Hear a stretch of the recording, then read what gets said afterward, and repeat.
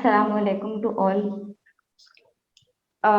Before I say anything, I just want to salute the young girls in Karnataka for their bravery, for their courage, and the way they have unapologetically and uncompromisingly challenged all attacks on their faith, on their identity, on their hijab. And I want to assert through this platform and say this, that hands off our hijab. We're not going to compromise on our faith. Uh, so what I want to talk about is what does it mean to be a Muslim woman in India right now? So to answer this question, one has to understand all aspects of living in India, and also we have to understand the way we are attacked, by who we are attacked, who comes to our help, and how do they help us? What does solidarity mean to us? And what solidarity are we offered? So the Muslim woman has always been the subject of great interest, be it the right wing that wants to that brings laws like the triple talaq law that criminalizes the instant triple talaq and pretends to be our savior, or be it the other side of the spectrum, the left, liberal, secular allies of ours, who also are on this mission of saving Muslim women, of liberating them of their chains and helping them fight the savage Muslim man. And it is not just our identity that is attacked on all four sides, it is also our very own agency that is seen as something that is not present, that we are devoid of agency, that we don't choose, that we are pawns and we have been indoctrinated to follow a certain set of beliefs by the Muslim man. And the kind of attacks that the Muslim woman faces is is is uh, is layered. It has so many layers to it. One, that there are violences, direct violences in the form of rapes, in the form of murder, in the form of pogroms and riots. We have the example of Gujarat in 2002, when 2,000 Muslims were butchered on the streets of Gujarat, and Muslim women were stripped naked, their body parts were cut off. Muslim women were raped in front of their kids, in front of their husbands, in front of their fathers, and they were then burned alive. We have the example of Punan Poshpura, where the Indian military raped hundreds of Muslim women in occupied Kashmir. And we have, so there's a massive list of violence like this. Then the second kind of attack that we face is this very deliberate image of the meek Muslim woman, this stereotypical image where the Muslim woman is a weak, oppressed creature who is chained by the Muslim man and who needs saving. And this identity of the oppressed Muslim woman, this stereotypical identity, has been deliberately created, and this narrative has been pushed by the right wing, by the left wing, by the center, everyone, because no one wants to see the Muslim woman speak for herself. Everyone wants to speak on our behalf. Everyone wants to tell our stories, and does not let us speak. Our stories are, when we try to voice our opinions, our voices are overshadowed by the voices of our saviors, who want to further push the image of the savage Muslim man. And even in this in the case of the hijab ban in Karnataka, when these girls started protesting, the biggest argument that came was that, see, the Muslim father does not want to let her girl go study without the hijab. It's not about the Muslim father, it's about the Muslim girl who wants to study, who wants to wear her hijab.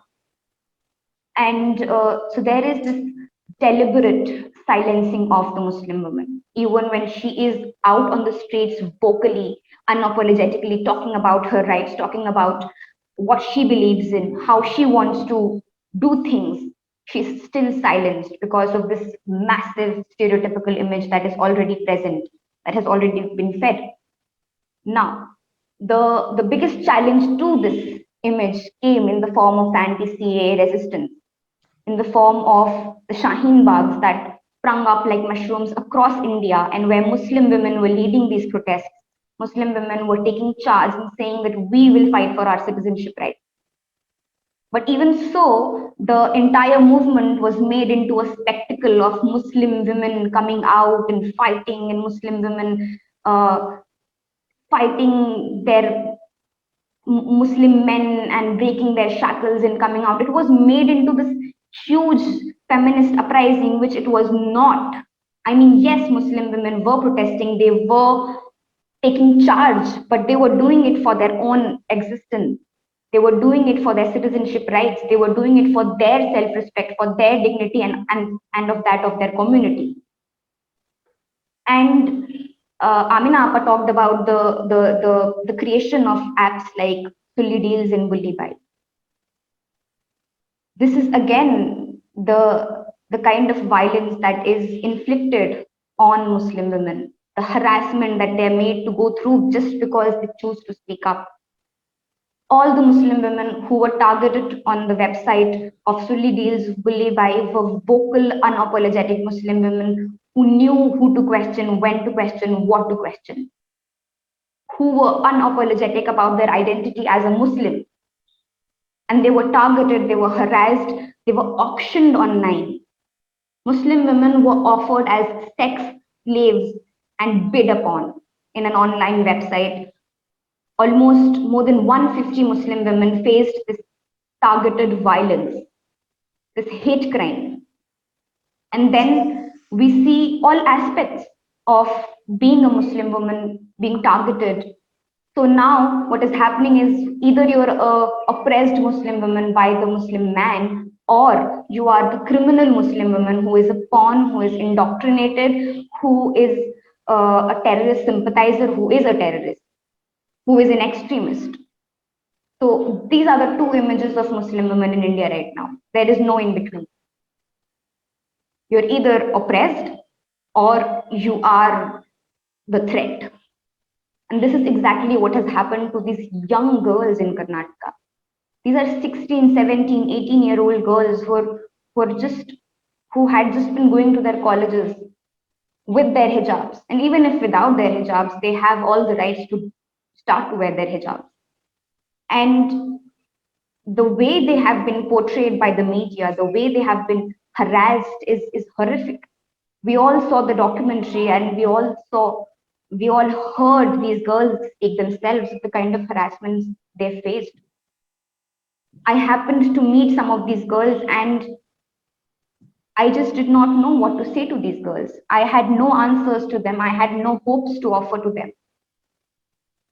And the hijab ban, the stopping of Muslim girls to pursue education is in line with the much larger Hindutva project of Hindu Rashtra, which is a genocidal project, I must point out. And all aspects of Islamic faith are being targeted. All aspects of our religion, of our identity is being targeted. Amina Appa told how mosques have been demolished. It's not just Babri, there are several other mosques in UP that have been demolished. The right wing is continuously asking, is giving this slogan of Ye to sirf jhanki hai, Kashi Mathura baki hai, meaning this is just a small glimpse of what we can do, where we have our eyes on two mosques in Kashi and Mathura, both are cities in UP. And we've seen Muslim men being, when they offer namaz, disrupted by slogans of Jai Shri Ram, which is a war cry. The BBC has a documentary. I urge everyone to go and check it out. There is an article on this. The Police Project has highlighted this, about how the Jai Shri Ram, which is a religious slogan, has now turned into a war cry, which is shouted before Muslim men are lynched. Muslim men are forced to shout to call to say Jai Shri Ram, and when they're reluctant, when they deny, they're lynched in broad daylight by lynch mobs, and no justice is served.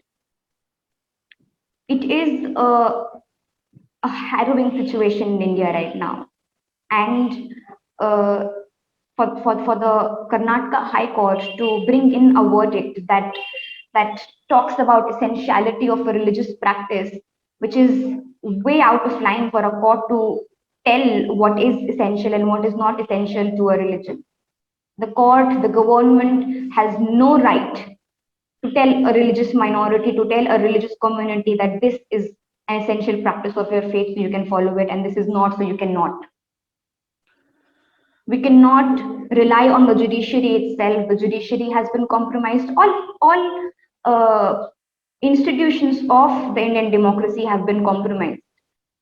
The media has just become a lynch mob. I mean, I've talked to these young girls in Karnataka, and they've told me harrowing stories of how media has members of the media fraternity, members who claim to be journalists, have violated all sorts of journalistic ethics. They've interrogated them as if these girls are terrorists.